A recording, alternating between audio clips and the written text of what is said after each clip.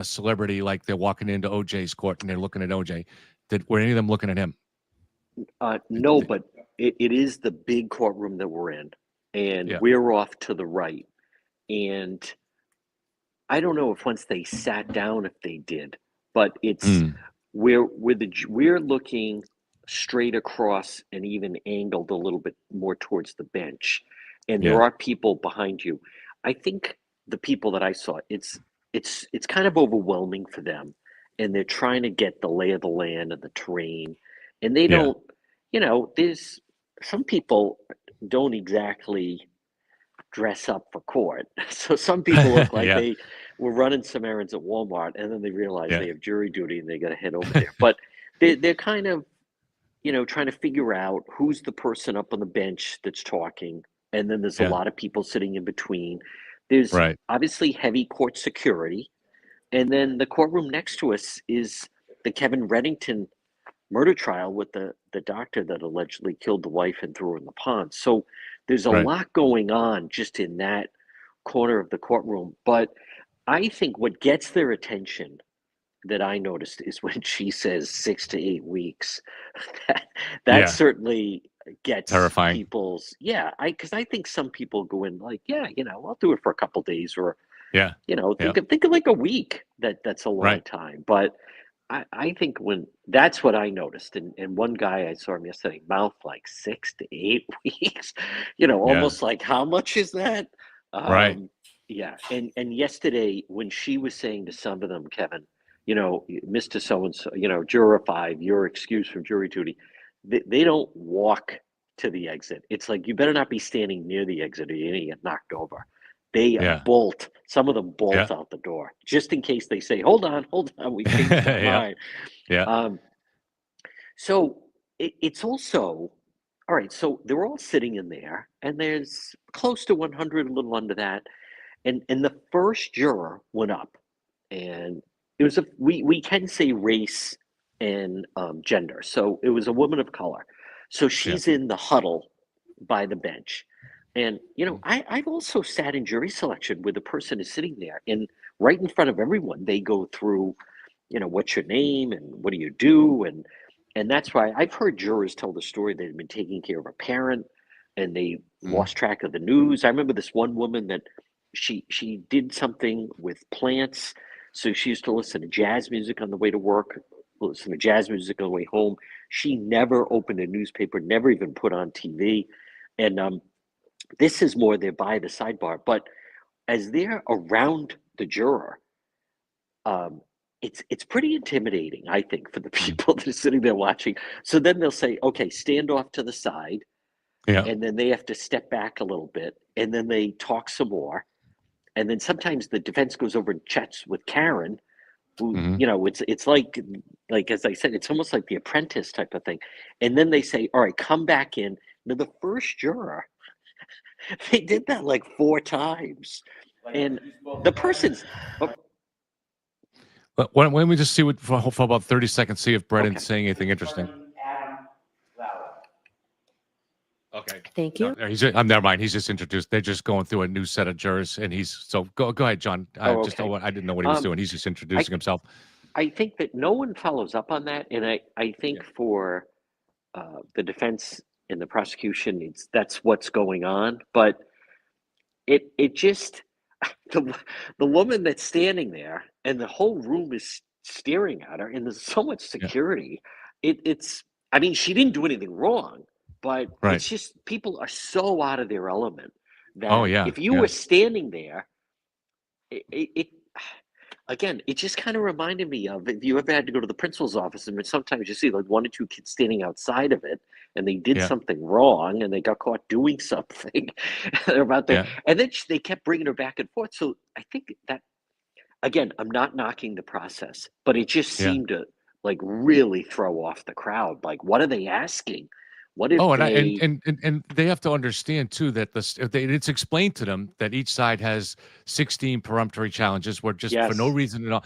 But when the first time you're on a jury, it's just, I remember I was 20 years old the first time I was on, and I felt like it was a slave in auction. Like, they're eyeing you so closely, the jurors, I mean, the lawyers from both sides, as you walk into the room and and it's like, man, that so prospective jurors, he may not fully understand it, but they may be dismissing you based on some kind of a profile that they have. And Daniel, I'm sorry, I don't want you to think I'm ignoring you. We don't know how long we have John, and he's been in court. So if you have any questions to ask him, speak up. And I just have one question, and then maybe Daniel, you'll have one.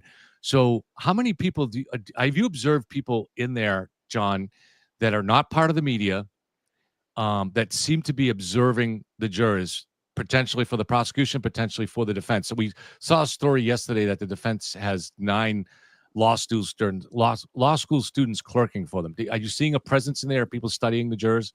I did not see that. No. Okay. I saw Karen's brother was in yesterday, and then one of her supporters that does the standouts, I think her name is Esty. She was there, and friend of Karen. But other than that, I've read that article as well. To me, that's the defense planted that just to get some free press. Like, oh, wow, look, these 9 Harvard students are taking up the case type of thing. But I haven't seen their presence. Kevin, I also just want to mention that the buffer zone is fantastic. I mean, they were all upset about it. And I know there was some squawking about it yesterday, but you can just tell. I mean, what those people don't understand, actually, what those people don't even seem to care about is there's other trials going on. There's people that are, have to go and do business at the court and so forth. And you can't have the way it was. It was a circus, last spring. It was, and you're trying to broadcast, and it's almost like you're at an open air flea market. There's people just constantly walking by, making noise, holding signs, chanting randomly. You can't. That's not conducive. It's so distracting. And so this morning they let them apparently stand in front of the courthouse until 8, because then I had a hit on Court TV at 8:05, and they at 8 o'clock sharp they kicked them out. Now I got there at 7. They were already there at 7, but some of them, they look like J6 protesters minus the violence at the Capitol. Like one of them had the "Don't Tread on Me" flag. Like what does that have to do with? I don't know what that has to do with this case. They have the American flags, and then yesterday in the morning there was definitely, they thought it was going to be the way it's been in the past. But I'm in favor of you just can't have this racket outside, because last spring I'd be sitting in the courtroom and you could hear them, and we know the jury could hear them. And I don't care what anyone says. And this thing of freedom of speech and First Amendment, there's an element of intimidation if you have, quote, and you have a mob of people outside, and they're really aggressive, and they're loud, and they're seemingly everywhere.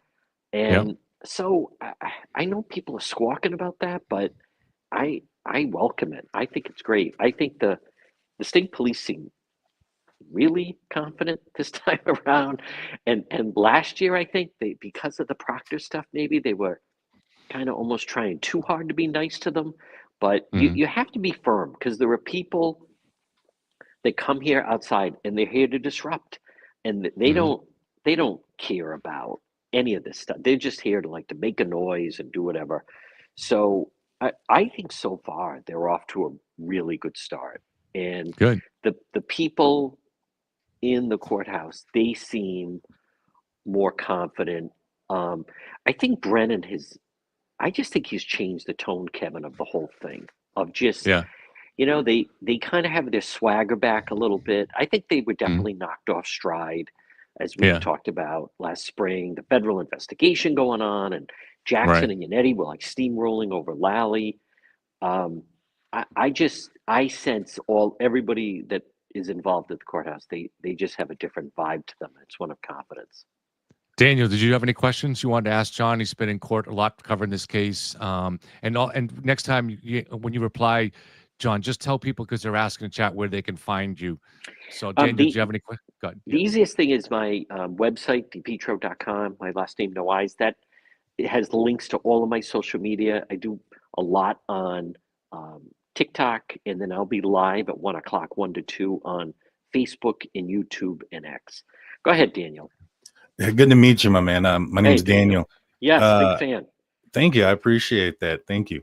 So, I didn't watch the first trial. I stayed away from it. I had promised some folks that I was going to watch it because there was a lot of stuff coming in and out about it. But then at the end of the day, I just didn't do it. I've been watching it here recently, and I've noticed that Karen Read has a lack of composure in certain instances where she'll stare back at the at the prosecutor and give him like ugly looks and things of that nature. Was that something that was happening throughout the first hearing? Were you noticing things like that? I think I noticed one time that maybe the judge told her to stop laughing, but that's about as far as I've gotten into it. Yeah, she I'd call it unpredictable emotions sometimes, and sometimes it borders on certainly disrespectful, immature. Sometimes to me, Daniel, she comes off as like a teenager that doesn't want to go wherever the family's going, so then they just make a scene, or they sulk in the back seat or make faces. That's why I meant it when I told Kevin, I think Victoria George, part of her whole role is to babysit Karen and keep her occupied, give her something to write, give her something to do. Right. I'm not trying to say like the child's menu that they let them draw on it, but when they're up at the defense table, because otherwise she used to sometimes like bark to try to get their attention. There's video of that. She'd like be barking at Alan or David Yannetti. I think they've worked out a system that, Karen, if you need to talk to us, why don't you let Victoria know, and then Victoria will tell us. They're just trying to manage her a little bit better, and I think they're trying to curb those outbursts. But Daniel, you're big to pick up on that, because she can be a range of emotions. You really saw it. I mean, for the most part, sometimes she seems almost oblivious to what's going on, and acting like she's walking in for a photo shoot, and she's so like catty and like, I gotta go, almost like someone on a movie set that they have to go to the next scene, and they're walking like, I think yesterday with the whole, oh, excuse me, I'm eating pickle chips with a Coke. It just seemed like you're walking into the defendant. But where her guard really came down was when they went charging in, and they had and Hank Brennan even said, like, what are they doing here, to the other hearing? And she's just glaring at Brennan. I think they realize they have to do something, because she'd be a lot to manage. John, some of the stuff that I was getting reports of last year during the trial were incidents that took place in the courthouse, but not in the courtroom. So on breaks and stuff like that. Yeah. That that Karen was a challenge to handle for the court staff. There was an incident between her and John O'Keefe's friend Carl Dougal. Yes. Did you witness any of this stuff? I witnessed almost. You have to be on guard, and she doesn't hide her. I mean, I think it's been publicly noticed, but you'd certainly notice it. She seems to have contempt for Gretchen Voss, and Gretchen gets real negative energy from her. And there's a lot of stares, and you have to be careful. I mean, I was here last year that Gretchen almost thought that, like, Karen almost knocked her down the stairs, and I'm not exaggerating. Gretchen, she does. I can't speak for her, but I think she's in a very uncomfortable position, because she did a great job with the story in Boston Common Magazine. Now she finds herself on the witness list.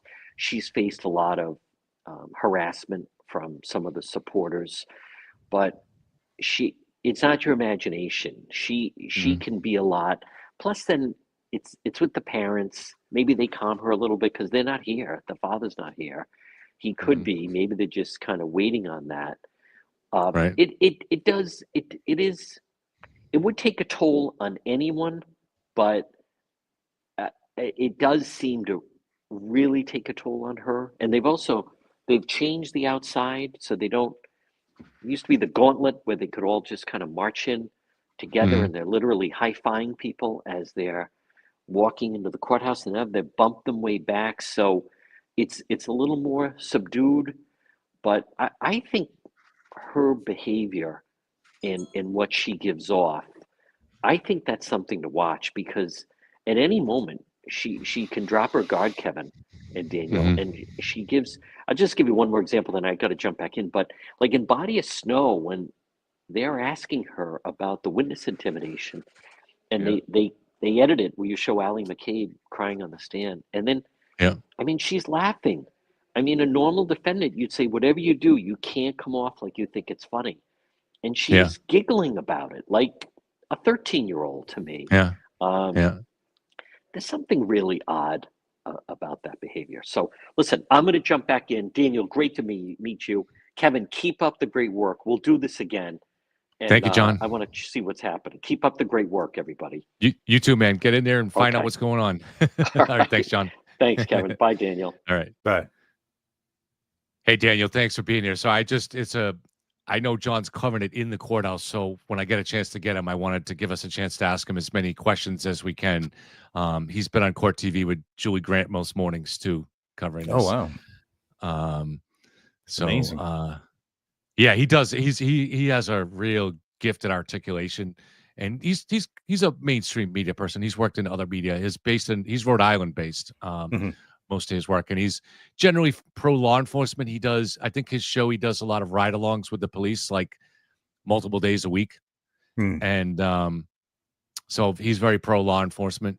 But I don't think that means people should take that means biased. I mean, he's going to look at each case, with fresh eyes and with, right. So, but yeah, it's interesting what he's saying. I had heard that too about the stare downs with Gretchen Voss. And it almost looks like there's a profile aspect to this. So if you saw the documentary or seen it, she has this personal agenda against Jen McCabe. And it seems very similar here now with Gretchen Voss. And what are these people guilty of? They're women who got in the way of what she wants or are in the way now of what she wants. Gretchen Voss, all she did an excellent article, which, maybe the original article on this case. And she'd spent time with Karen. She spent time with Karen's lawyers. She spent time with Turtle Boy. But she also talked to neighbors, and she went into it with no opinion. And she tried to write a balanced article. She did write a balanced article. It was brilliant. But she did some things that they don't like. They don't like it when you cover this from both sides. So for instance, Karen had told her this story that we now think is false, and Gretchen her investigation seemed to falsify this, was that John and Karen one night were woken up by the Ring video system late at night, midnight or after. And when they got outside, there were kids drinking on the lawn in the bushes. And she claims that one of them was Colin Albert, and that Colin got into this argument with John O'Keefe. But Gretchen's investigation with the neighbors seemed to indicate that Colin was not part of that group. So there was a real incident there, but that Colin wasn't a part of it. So just the very fact that she did that investigation and reported that puts her and Karen looks at her like, wow, now you're in the way of what I'm trying to do here. So you're a mortal enemy of mine. And it does seem to be more focused on women. But so I think there's a profile there that we can maybe even sometimes apply to other defendants that we see in other cases, Yeah. Not sure what it is, but I mean, she don't seem very honest. I mean, Karen Reed, that is. I've listened to a lot of her interviews, and a lot of things seem to change. A lot of her story changes, whether it's from John O'Keefe going in or not, or what it was that John's mom may have said, or what she thought she was thinking. When Karen got to her house, it just seems like there's a lot of dishonesty there when it comes to Karen Reed, which is probably a big reason why they don't want her to testify. Based on all these documentaries, if I was her attorney, first and foremost, I wouldn't want her on any more documentaries. I'm shocked that they allow her to go up there and continually put her foot in her mouth, and and they take part in it. I mean, I think that maybe perhaps they're part of also this thought that they were absolutely going to win this, and everybody's going to see this, and from their point of view, the O'Keefes are bad. Anybody who says that Karen Reed is guilty is bad, even if they are the victim's family members. I mean, it is extremely extremely disgusting for the most part, to be honest with you, with some of how these people treat some of the victims' family members. But she just don't seem very honest. She seems very vindictive. I mean, just looking at at the actions that she took, from Aruba to, messaging and texting Brian Higgins, who is an FBI agent, who is somewhat friends or friendly with John O'Keefe, because he has John's phone number to text him where you're at the night or whatever the case may have been. Well, anyways, right. So, I mean, what does that say? That shows to me a lot of vindictiveness, right. And in her text messages, she talks about why she's being upset, and she talks about how, that her and Brian Higgins can go off together because neither of them have kids. So her whole problem was that her life was like on stall or on hold, and she couldn't do what she wanted to do because John was tied down with some kids. And, and so she goes to that guy, she makes out with him. She's the one that engages in that. And I mean, that's all just signs of somebody who's vindictive, a manipulator, a liar. I mean, how many things have we heard that has changed? And it's just present after, just incident after incident after incident after incident. I mean, we can look at what law enforcement is doing as well in Proctor, but you can't deny that those facts exist with Karen Reed. When somebody passes away and there's the thought that there was a relationship that had just soured, and one of the persons in that relationship, if not both, have seen other people. Now, I'm not sure if John did or not, but Karen, basically accused them in text messages of doing so. So in her mind, did she think that? I mean, that's what she thought he was doing after she hit him, was sleeping with another woman. And so, when you add all those things, those are usually a pretty clear-cut case of what we've seen when it comes to domestic issues in most cases. You know what I'm saying? I mean, everything is there. Right. It's these are. Have you studied in? I'm sure you have, but how much have you studied like psychopaths and psychopathy? I know with your true crime work, have you looked into that a lot? And well, I did take psychology and criminal justice. I was a criminal justice major in college, and I did take a couple of semesters in psychology and stuff like that. But I wouldn't say that I'm a true brain in the industry. But I do have a friend who is a doctor in psychology that I can probably get some insight on. There's the two definitive books on it are both fascinating reads, and one of them was actually written in 1947. And it's called The Mask of Sanity. I forget the name of the doctor who wrote it, but it was the original work on psychopathy. But then another one that came out maybe 10 years ago is I think it's called The Monster Inside or something like that. It's by a doctor who was studying this, a neuroscientist, and was doing studies for criminologists to see if you could spot differences in the brain from some of their. These were basically people that had their clients had been convicted of murder, and they were trying to find out to see if there's some kind of an illness or a scientific basis for it. And they did find that when they look at a psychopath's brain on an MRI, that there's a region in the prefrontal cortex or something like that that just doesn't light up normally. It doesn't have that normal activity. And so when he was looking through the images, accidentally an image from his own brain got into this.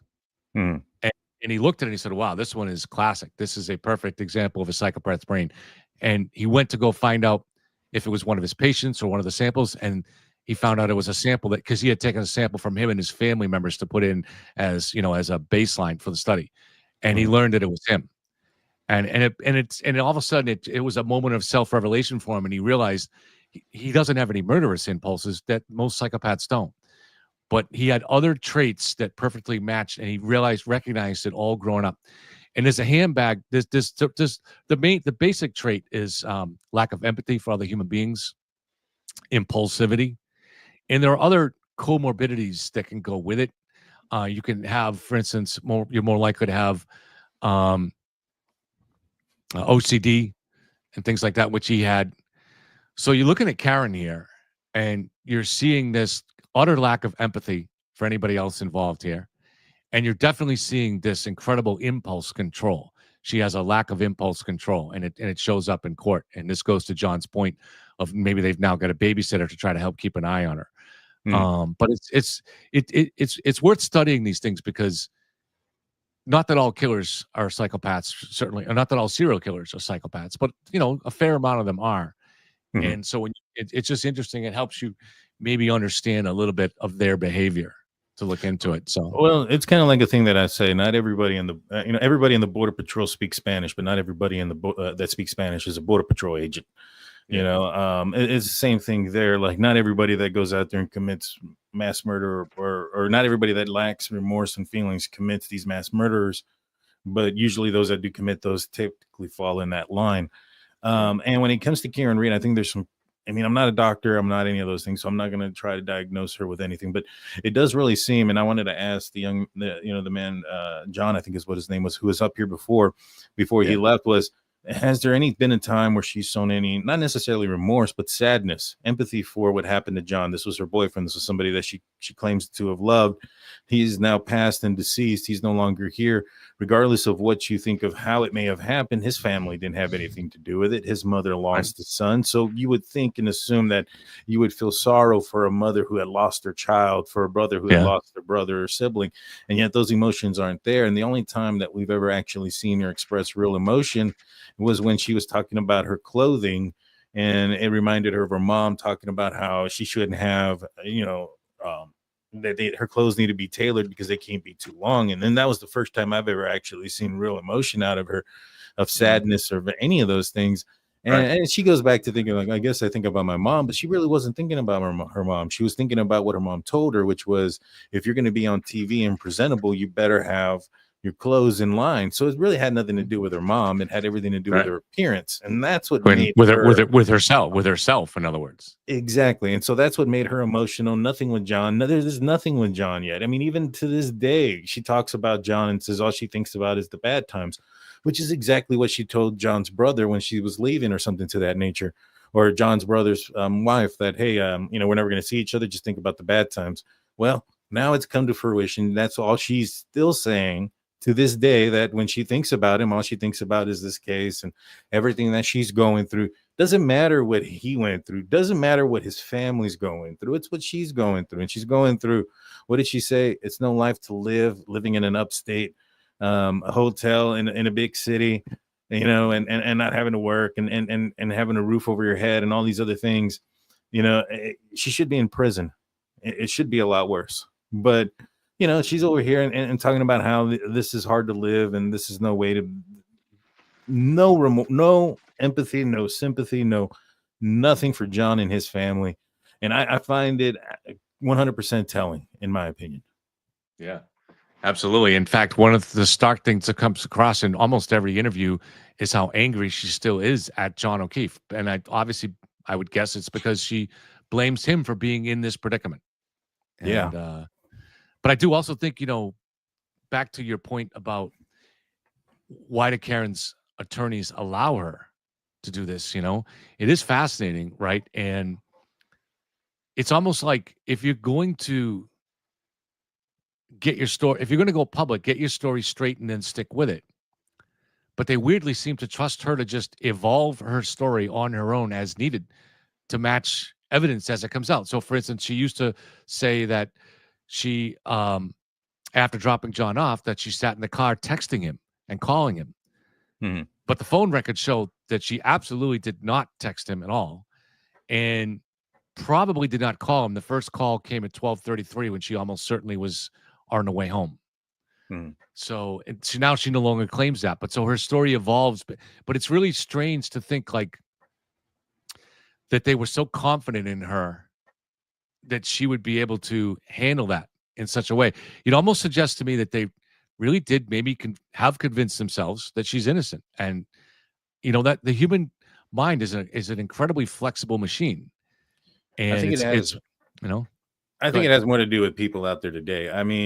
Let's be honest, short-term memory is a real thing. People don't really care about what happened not too long ago.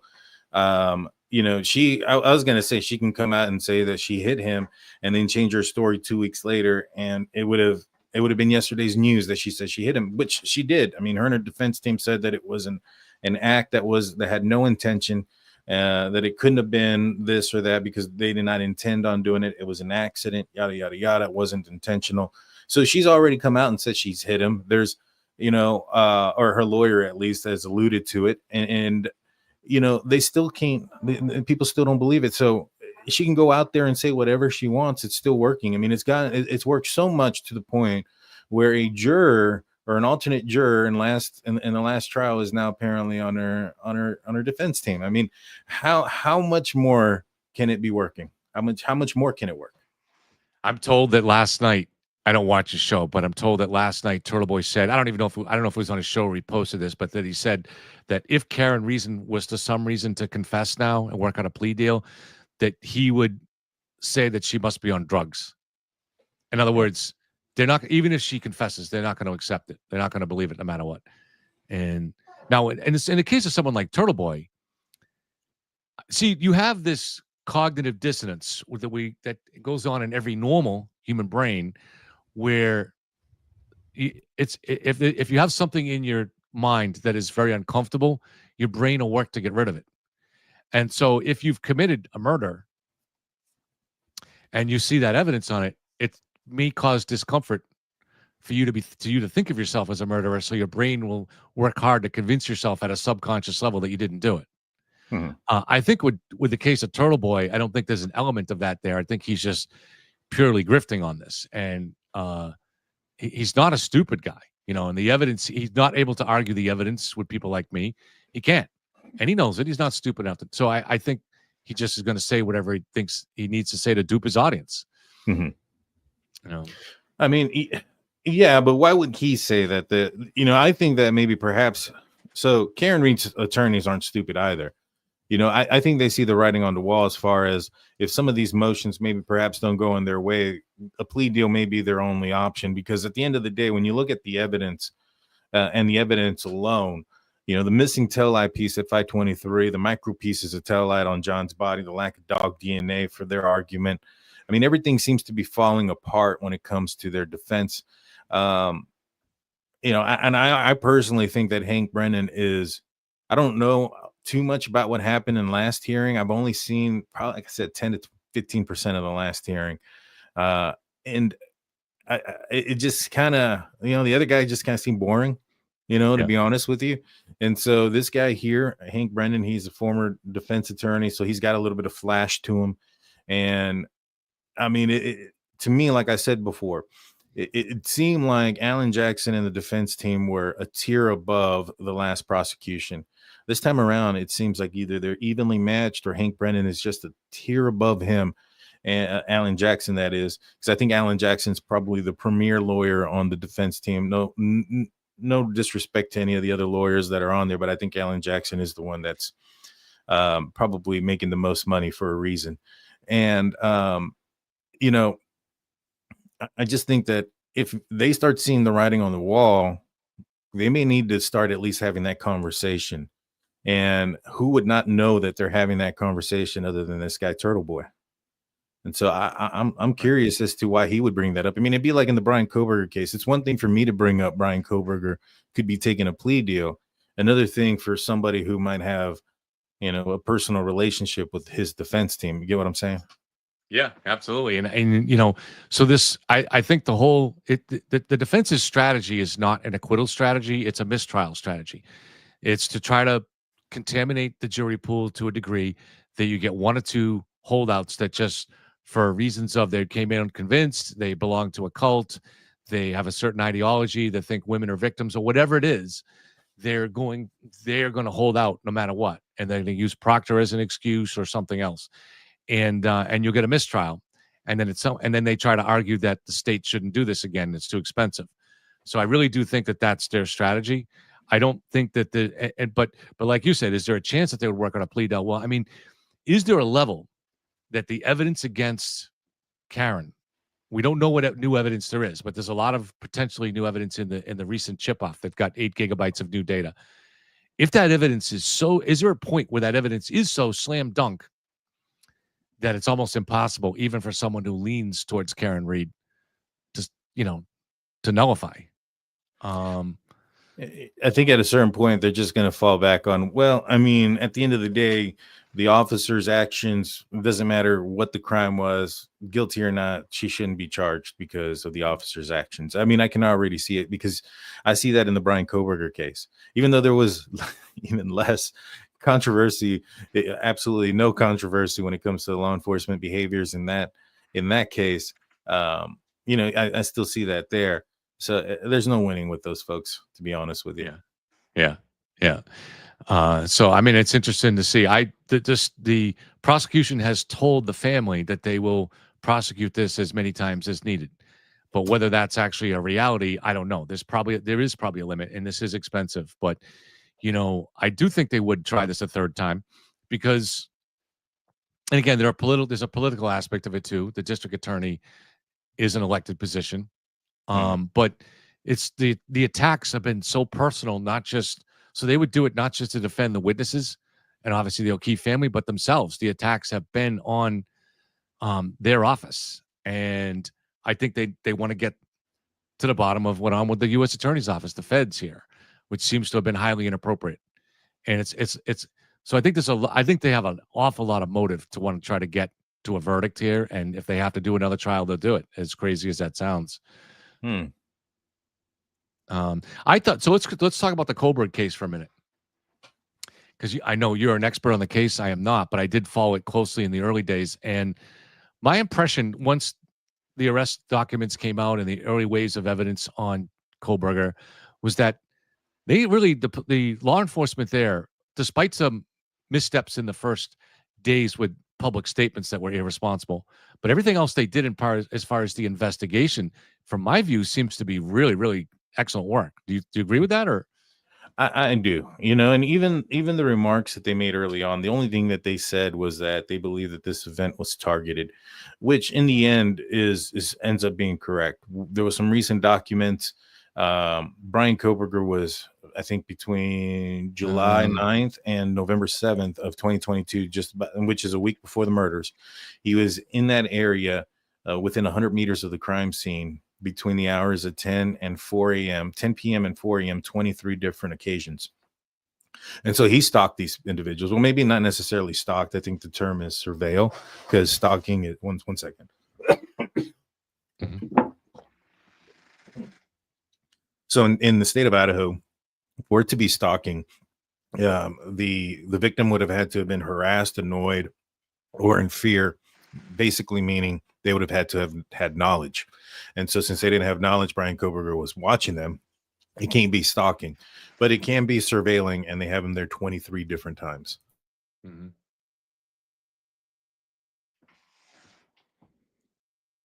I get the same problem in the morning. It's a morning morning issue. Just hit me right now. Yeah. So I have a little bit more of a problem with those statements by the police, because one of the early things that brought me into looking into true crime was when I had COVID a few years ago, I was looking for a documentary to watch. Yeah. And I found this one on HBO called Have You Seen Andy? And I knew the story. It was about the disappearance of Andy Puglisi, 10-year-old boy in Lawrence, Massachusetts. And I knew the story because I was 10 years old and growing up a mile from there when it happened. I didn't know Andy Puglisi, but I remembered vividly how the whole town was turned upside down. The National Guard brought in, Green Berets were brought in, all to help look for Andy. And he was never found. But 6 days into it, the Lawrence police released a statement that said that we have reason to believe that Andy is with family. So everybody took a sigh of relief. All right, this kid's not missing. There's no predators out there. That was bullshit. They had no reason to believe that. They did it to calm the public, and that was wrong. Now, I was a 10-year-old kid and running this around the city with my friends, pretty good distance, riding bikes, miles away, going into areas where we learned later on from investigations that these predators in this city in particular, because there was a low police presence and there were a lot of poor kids, that they were stalking, they were hunting for victims.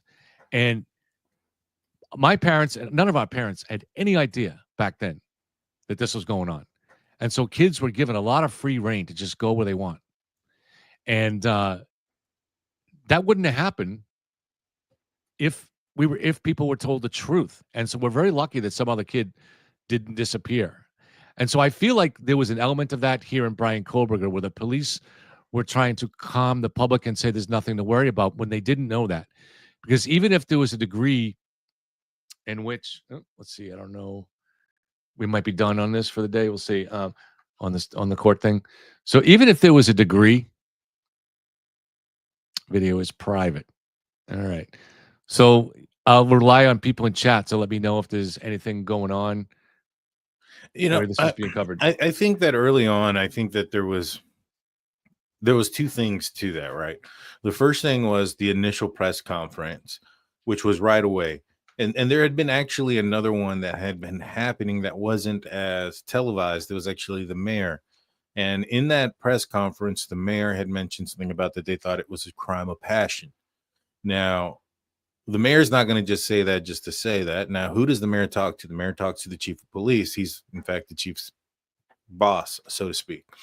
And so I'm assuming that he got that information from the police department. Now, when it came to the Bryan Kohberger case, what did we know right away?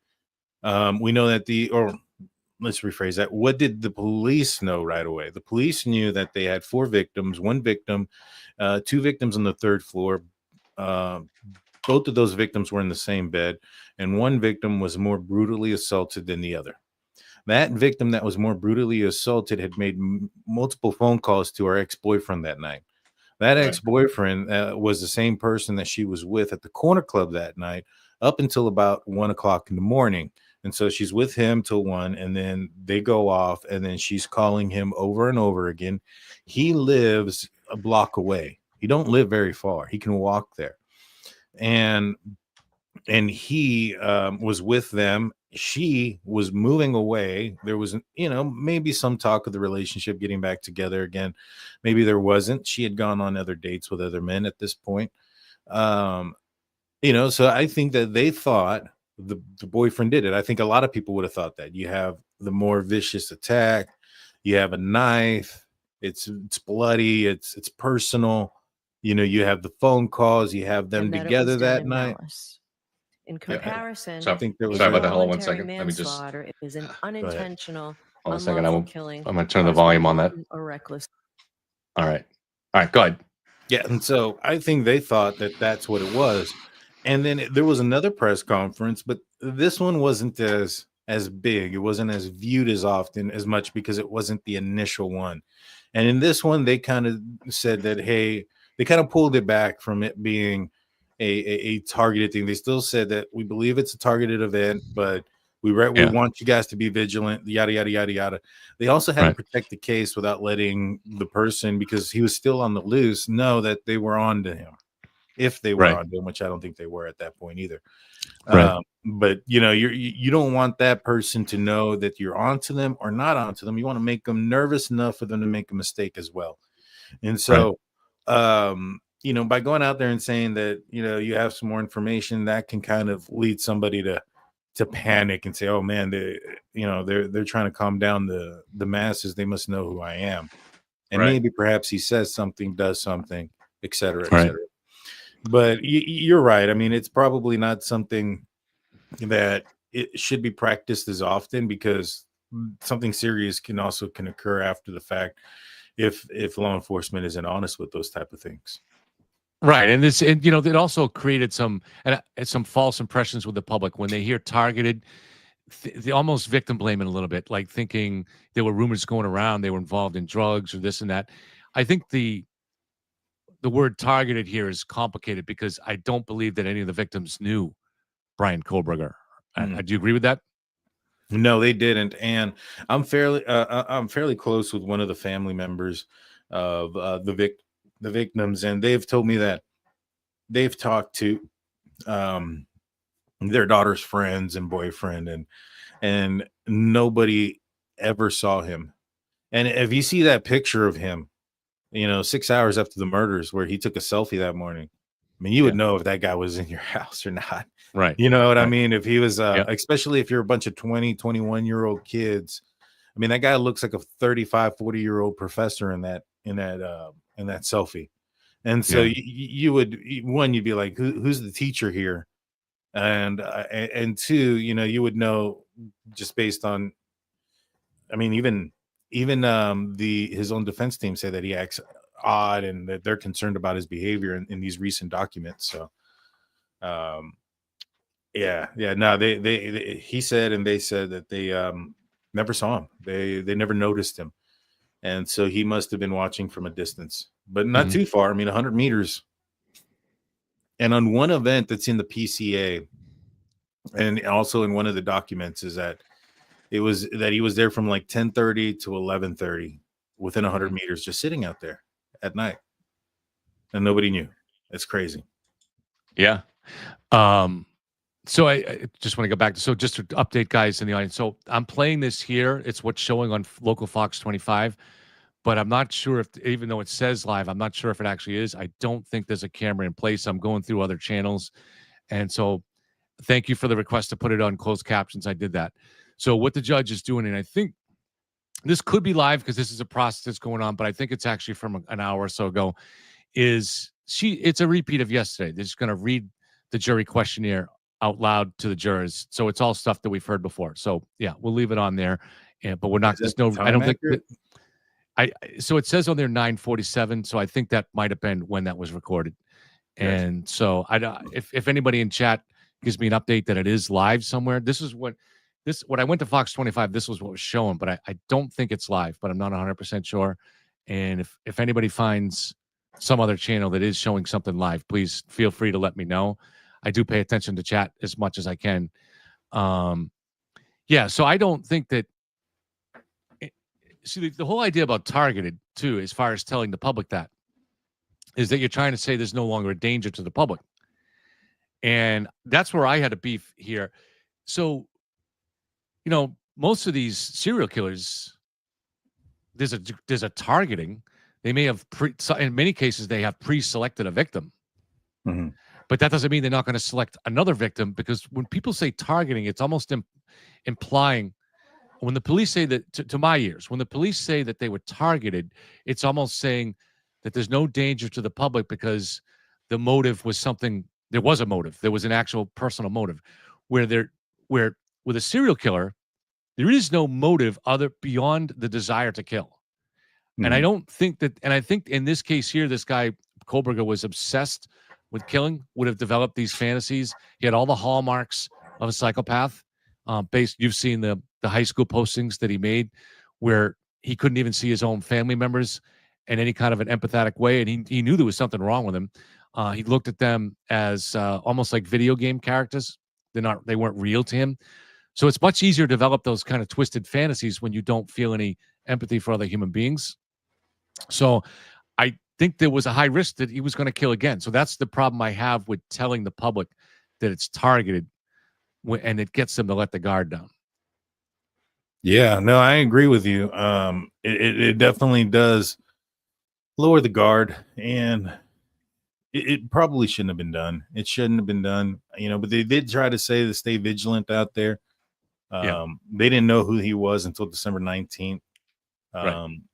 But yeah, that case is solid though. I mean, that case is strong. And I believe he was definitely planning this for a while, because he purchased the K-bar knife sheath and K-bar knife sharpener back in January of 2022. And then before he moved to Moscow, he purchased the balaclava mask, or however you pronounce it, the little ninja mask he was wearing. I mean, they got a backpack also that he had purchased. They've also got a Dickies tag and receipt for a jumpsuit that he believed that he wore during the crime. I mean, they've literally pieced together everything that he's purchased for his kill kit, and it was purchased before he moved there. And so that tells you that he didn't have anybody in, maybe perhaps in particular at the time, that he was going to go and commit this offense with, but that he had the offense in mind. He was thinking about committing the crime, just the victim hadn't chosen the victim yet until he got to Washington, which there's a lot of new documents that have dropped, and one of them being is these advanced timing records. And Cy Ray, who is a defense expert, has April fooled himself. He he came out saying that he knew that advanced timing records were available prior to 2023. So a little backstory: AT&T didn't produce timing records, which are these very accurate call detail records that determine location, and they didn't start producing that to law enforcement until 2023. Bryan Kohberger, his study is in cloud-based forensics, and I believe he knew that, and he had changed his number to an AT&T number just before he moved out there, and I think that was one of the reasons. But the reason why the defense guy April fooled himself, Cy Ray, is that he saw that there was advanced timing records for a couple of the victims that were in the house that night of November 13th, and for a tower dump that was done. And they ended up getting some 3,800 cell phone tower dumps, Bryan Kohberger's phone, not one of them, because his phone was off. It's been already put out there in documents. The state has explained and stated that the evidence shows that he turned his phone off because there's a couple of key swipes he had to do. Right. Well, anywho, the state goes out there and they get an expert from AT&T to come back and say, we have the advanced timing records. We can pull advanced timing records prior to 2023, but they have to be within a 7-day window. If you go without that 7 day, or if you pass that 7-day window, then they're gone. They weren't being stored until June of 2023. Cy Ray admits that they weren't being stored until June 2023. Yet he is under the belief that the prosecution has Bryan Kohberger's advanced timing records, even though they didn't arrest him until the end of December, and he didn't become a suspect until December 19th. And so this was well after the 7-day period of November 13th. And so they don't have it. And Cy Ray goes into and saying, well, I know they have it because they have the 2 deceased timing records, which they got on November 15th. They have the tower dump, which they got on November 16th. All of those were within 7 days. Yet he doesn't seem to understand that they only had 7 days. All of his examples are within 7 days, and yet he's coming out here saying, "Oh, this is a huge example of misjustice, and they're trying to, railroad this guy and yada yada yada." I know for a fact they have advanced timing records because they gave it to us, and they're not his. And it's silly, but this is what the defense has to fall back on. Did they get, Daniel, any other types of data? For instance, did they get vehicle data? Did they get geofence data? Anything like that? Well, his vehicle is a 2015 Hyundai Elantra. Didn't have it was one of the base model. So he didn't have GPS or any of those things on his vehicle. He didn't hit anything. So there wasn't any document of, I guess, crash information that would have put anything there. Like had he hit a garbage can or something, maybe they would have been able to determine that. But since he didn't, there's absolutely nothing. The only thing that they have there is that, so when they arrested him and the PCA was written, and a lot of people forget this, that the PCA was written prior to the arrest, and they only had Bryan Kohberger's name for about 10 days. And so it's not a huge amount of the investigation. But during that time when they wrote the PCA, what did they say? They said he was in the area only 13 times. Now they know it's 23. They said that he had turned his phone off at 2:47. It was actually 2:54. And somehow Ann Taylor thinks that 7-minute difference between 2:40 whatever and 2:54 is exculpatory to Bryan Kohberger because it proves that he wasn't, at the victim's house over an hour later. Makes no sense. Do you think that he was targeting one or two of the girls in particular? I do. I think he was. I think he was targeting one of the girls on the 3rd floor.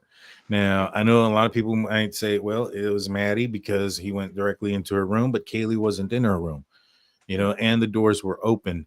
And so he at least either he opened the door to Kaylee's room, or Kaylee's room was open when he walked up there.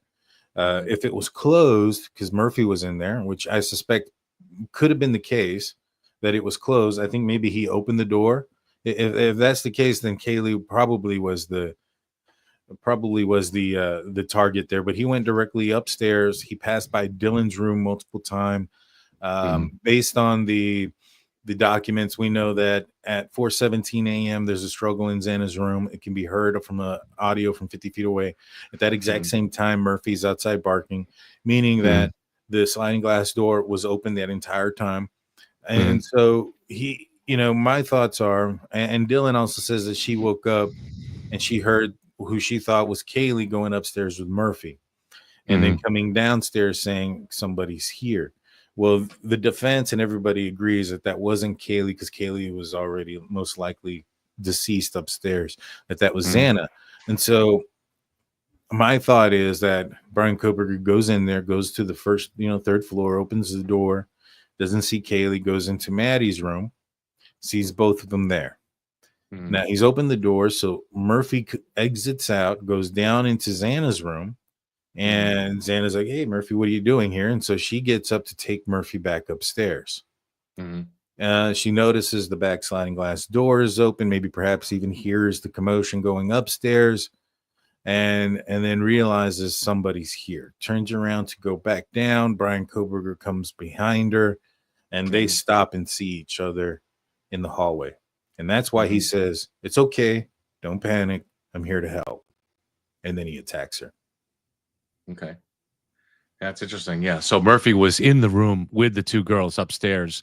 Well, and he wasn't. He was in Kaylee's room. The two girls were in Maddie's room asleep. Right. And so he opened the door looking for the girls and the dog came out, or that's what I think. Either that or the door was always open and then he just went straight into Maddie and Kaylee's room. But he passed by Dylan's room a couple of times. I think the only reason why he attacked Xana and Ethan is because Xana went up there. And, if he was just going in there to try to take out everybody, I think the first place would have been Dylan's room. And then either go upstairs or go to Xana's. You know what I mean? There's a lot of different avenues to go. But the fact is that he went straight in there and straight up to the third floor. Now, I strongly suspect also it could have been Maddie, just because, if you're parked back there in that parking area next door, you can see into Maddie's bedroom. It's one of the easier ones. I mean, it's right up against the roadway there. And, if somebody was watching that area, that would be the room that they would have the most visibility of, which would be Maddie's room. So I had assumed it was hers. The knife sheath was left under her body. She was the first one, I'm assuming, that was attacked based on the ferocity of the injuries that Kaylee had. My assumption is both of them were asleep. He had the element of surprise for one, not necessarily for the second. And so he had to act quickly to silence her. And so that's why it was so much more of a different type of attack, if that makes sense. Absolutely. All right, Daniel, I'm going to call it a day unless you got anything else you want to go over. What do you think about the juror? How does that, if you were on the jury and you sit there and you see, I mean, I'm assuming the jury's going to know that this was a mistrial and this is the second time around, right? I don't know if they'll know that. They may. I don't think knowing that. So probably most of the people going on that jury are going to have some knowledge of the case, but so they may know that, but I don't think they'll know that this alternate juror that's not working for them, is that if that's what you're going to ask? Yes. I don't think they'll know that unless there's a rumor that spreads across the jury where one person figures it out and they all talk about it. But I don't know. If I was on that jury, I'd be taking the instructions to not talk about things very seriously, and I wouldn't talk about that either. But yeah. And how concerned are you? Last one. How concerned are you that one of these FKRs may find themselves on the jury? Very concerned. I would say it's probably more than a 50-50 chance that this will end in a mistrial, because you get one or two jurors that do that, which is different than last trial. Now, last trial, there were definitely at least one or two jurors that got on there like that. But the prosecution did a really poor job in the last trial. And so after the prosecution rested, so before the defense even got up, I said on my channel, I said, look, everybody's going to be mad at me. Excuse me. But I predict there will be a mistrial. And I said that on Court TV too. I said, and they asked us to rank what the options were on Court TV. And I said, number 1 for me, mistrial. Number 2, guilty verdict. And somewhere below that will be acquittal. Now, I'm looking at this trial here. I think there's something close to 0% chance for acquittal. You never, the evidence already that we had in the first trial, if you just present it better, is slam dunk. Now you're going to have experts. They didn't have the state had no experts in the first trial. They just had the state troopers. And now they're going to have experts. They're going to be explaining. They'll have an expert that explains that those aren't dog bites. But most importantly, they're going to have an accident reconstructionist still really give an detailed explanation, at least to the state's theory, as to what caused those injuries on the arm. And the most important thing is one.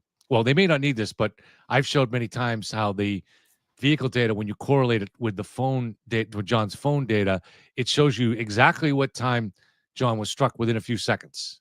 Now, if you do that, they never presented that correlation to the jury. One trooper had the vehicle data and another trooper had the phone data, and there wasn't even any sharing. So I don't even think they were aware of that correlation, let alone present it to the jury. They certainly will be aware of it now, but I don't even know if they'll need it because the new chip-off data, according to Brennan hinted at it a couple weeks in a hearing, he said they have time and place. So I think they will have GPS for the place, the locations, at least during the triggered events, and they should have timestamps. So we'll see about that. I don't really, it takes an incredible act of will for a juror to just ignore that. It'd be like almost like if you had video of the event, are you just going to ignore that? I mean, this data is going to be really as good as video, although nothing really is as good as video with the human mind, right? But it's just as bulletproof as video. Yeah. The majority of jurors are going to see that. Yeah. But 1 or 2 holdouts, yeah, seems like there's a very good chance. One of the last things I noticed about, I know that they have the Chloe now, and they have the dog, and they have the molding, and they also found the person, and they have a bite right on her arm, on her hand. Is that correct? That they have yes. So picture of that. 2 or 3 months after John's death, the dog escaped out of the house because it saw somebody walking a dog outside, and it went after the dog, and so they got in a fight. And the owner was a woman and tried to break it up, and she got bit on the hand. As you know more than anybody, Daniel, you break up a dog fight, the dog can't control itself in that stage, and there's a pretty good chance you're going to get bitten. How is your wound doing, by the way? It's doing a lot better. It's completely closed now. And the reason why I bring that up though is because I've seen a picture of her hand, and on her hand, one of the bites, it looks triangular. The scar, very similar to this one. Very similar to this triangular. Keep it up there a second. If I know how to do this right, I should be able to make it so that they can see you. No, I had that. I didn't hit the right button. Let me see. That's a little better. Can you guys see his arm and all? So it healed with a triangular motion, very similar to my arm. And the reason why I say that is that I believe that Chloe's bite marks probably were a lot more similar to mine than anything else. And mine, it looks massive because they tore out a lot of it, because there was a lot of dead tissue in between the two puncture of the 2 holes. With John O'Keefe's arm, they wouldn't have cleaned it up like that because he passed. There was no point in doing that. Right. But what I'm trying to say is that in order for this triangular motion to be left, that means that dog is capable of puncturing deeply. You can't make this triangular type of scar without a wound vac that is closing it together. If that makes sense. Yep, absolutely. All right, Daniel, thank you very much. And I will be on your channel as soon as I can. Maybe this weekend. I'm trying to work out some scheduling things, timing things. So doing the best I can. But thank you. I appreciate you having you on. And I know we'll see you again. Yes, sir. Well, thank you. And thank you, everybody, for tuning in. I appreciate everybody. Thank you, man. All right, guys. I want to just say thank yous quick. So Arlene, thank you very much for the donation, and Artworks, thank you, and thank you for the kind comments.